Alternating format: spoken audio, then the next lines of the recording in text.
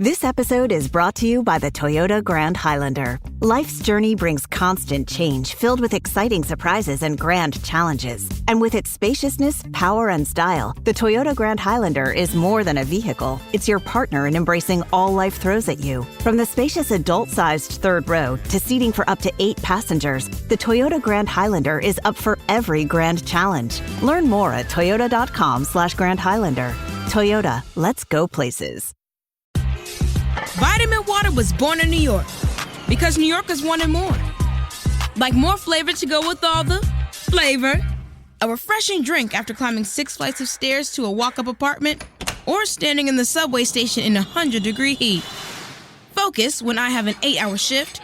And Triple X after I was out all night at a club. Call Triple X. Drink Vitamin Water. It's from New York. Listen, all you New Yorkers. Excuse me. Taxi. Okay, man, we're looking around. This is the 77 WABC minicast. Let these nuts squawk about all the nonsense that lost them the 2024 election. Let them go out with the same playbook. LGBTQ, climate change. We need illegals. We need more of them coming in. Bring back a criminal from El Salvador. All this nonsense that we're seeing from the left is so that when maybe there's a year and a half left, 2 years left, they put a candidate up, the Democrats, that can say old school left-wing stuff, old school Democrat policy. And because of how insane the Democrats have been for years now, Americans might look at that person and go, oh my God, this guy's a godsend. He is the most middle of the road. He's not a liberal. He's not a conservative. I think they're using forced perspective. If they make the left look crazy enough and put someone out there that's not that crazy, he'll look like a godsend.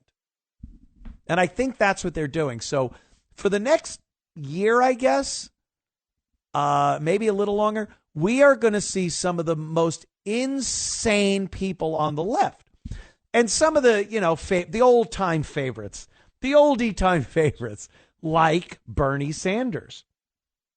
Bernie and AOC have kind of teamed up as this, I don't know. I couldn't imagine that meeting of them thinking it's good for them to take that show on the road and try to muster up some Democrats for rallies and whatnot. But they're doing it. And Bernie and AOC put together a video. But now Bernie, I guess, I don't even know if this is a presidential run. He'll run again for senator, and he'll win again. The same idiots just keep voting these old fools in, like Chuck Schumer and Pelosi and Waters.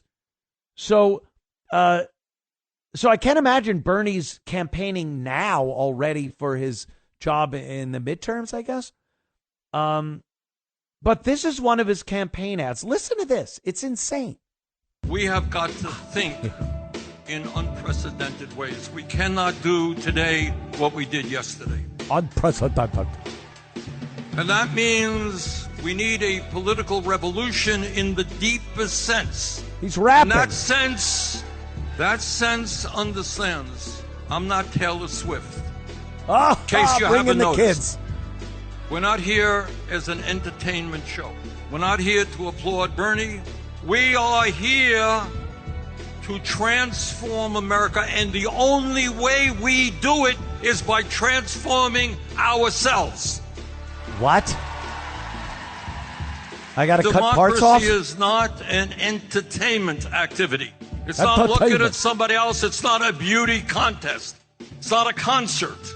It is getting active and standing up for the people next to us, the people down the block, and the people across the country.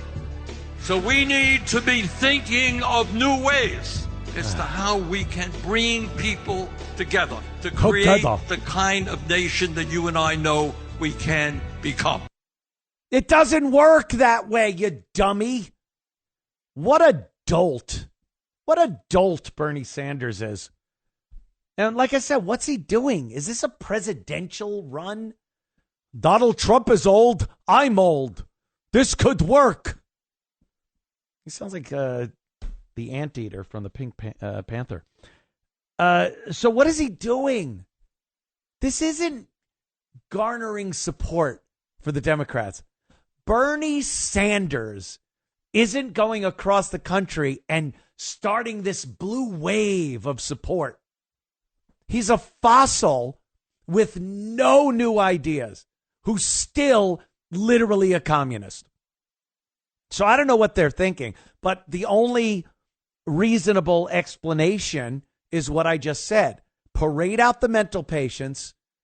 They could create a Democrat, a man, a white man. After all this nutty stuff, the Democrats put a white dude up. And he's not this extremist left communist mental patient. He will look like a miracle to the Democrats at this point. That's the only thing they can do. That's the only recourse they have, because their policies have gotten so mental that no one supports it anymore except the most extreme mentally damaged Americans. Here's Bernie now. This argument has been made quite a few times with the climate change crowd. Leo DiCaprio, all the people that they talk about climate change and how things have to change and our carbon footprint. They want to tax people for their carbon footprint, and electric cars, which they don't understand, still run on fuel oil, natural gas, and coal.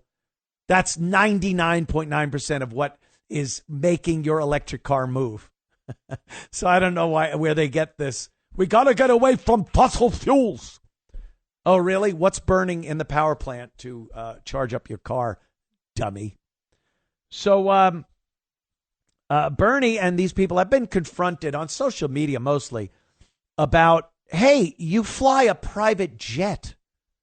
You take private jets across the country to do these rallies that, again, I don't even know what they're for. But he'll fly somewhere in a private plane, get out, get SUV, caravan, takes him to the venue. He speaks back in the SUVs, back to the airport, back in the private jet. And people have said, hey, guys, how much carbon are those jets throwing off? And they usually shrug and try to come up with something like, well, it's different. But they never explain it. Well, Bernie actually explains it here. And all it does is completely reinforce the fact that they are hypocrites, complete hypocrites, elitists who place themselves so far above you that they could do whatever they want while telling you every aspect of your life and how you should live it. So let's listen to Bernie talking about his private jets and why he takes them.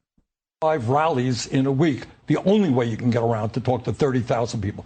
Think I'm going to be sitting on a waiting line at United, waiting, 30,000 people are waiting? That's the only way you can get around. No apologies for that. That's what campaign travel is about. We've done it in the past. We're going to do it in the future. Oh.